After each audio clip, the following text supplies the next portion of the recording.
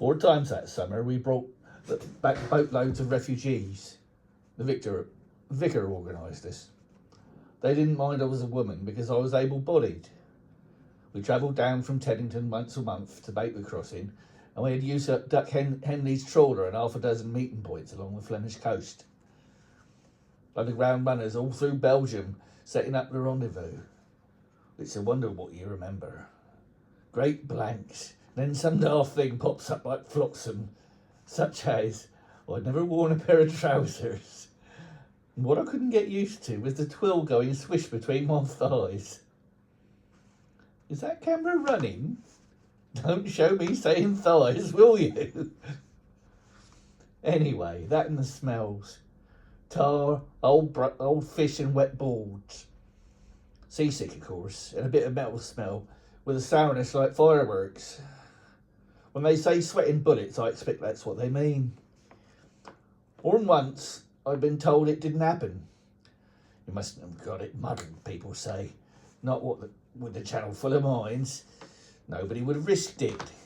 They reckon without our vicar and the grit of the road's resistance.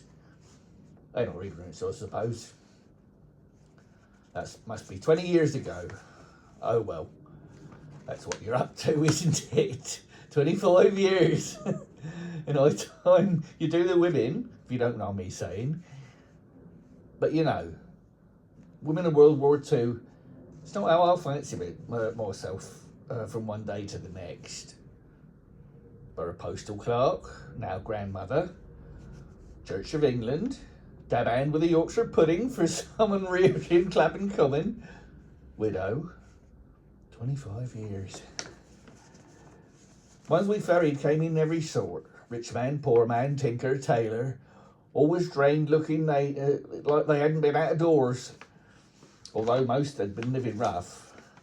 I said it at the time, every one of them grey and eyes like drain holes that the colour washed right through. It's the children that stick in your mind. A wee tiddler with its eyes wide open, its mouth tight shut. I remember one boy landed crooked off the dock and broke his shin, so the bone stub rolled under the skin like a tongue in a cheek.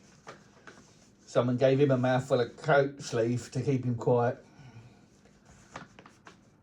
It was that same trip we were expecting a father and a daughter that didn't show up, and we about pushed off without them. We heard dogs. You never know the meaning of dogs. It could be the patrols or just somebody's mutt in a roar. One thing I never understood, you pick a night with no moon and a piece of shore without a light and you can't see a wick. And then there's a click, like in the back of your eyes, and you can. Sandyford was pressing off the piling and the vicar said, no, steady on. And then Duck felt it too and had them put up the oars. The waves were thick in the black shore, and now there's this girl, maybe 9 or 10, gawky little tyke, slogging into the water up to her coat hem. Sandyford signalled her to go round the dock and fetch her down to her shoes, full of water. Skinny as a rail she was, and her coat too small, though it was posh, velvet collar and that. I wrapped her up, and she says, po-faced, my father arrives not. I'll ever learn. She says, my father. I knew better than to ask. From there across, you understand, nobody said U-boats.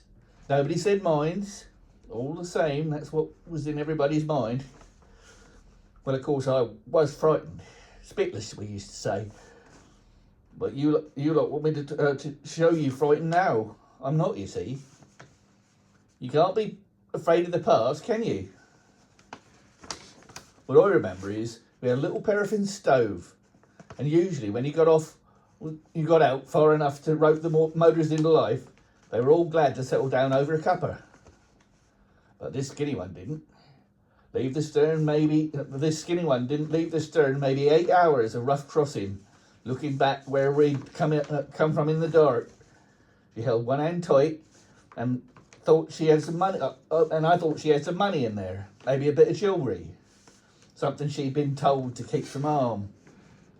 You'd think I wouldn't be curious under the circumstances, but 8 hours is a long time to be standing.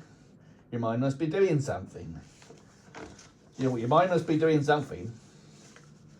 I remember I tucked that blanket tight around her and held it there, which she let me. For most of the way, we just stood till it was lightening a little down by the horizon. She sagged against me a bit and a bit, and her hand relaxed. There was nothing in it, not a thing. I cupped it in my own and chafed it back to life a little.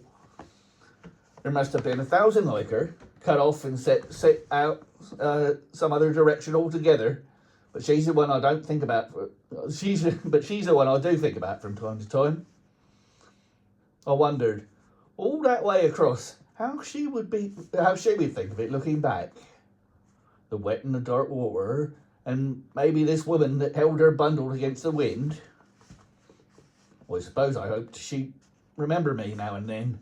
And I thought how we'd have looked to God, that greasy little trawler in the black wake, like a clot being washed from a wound.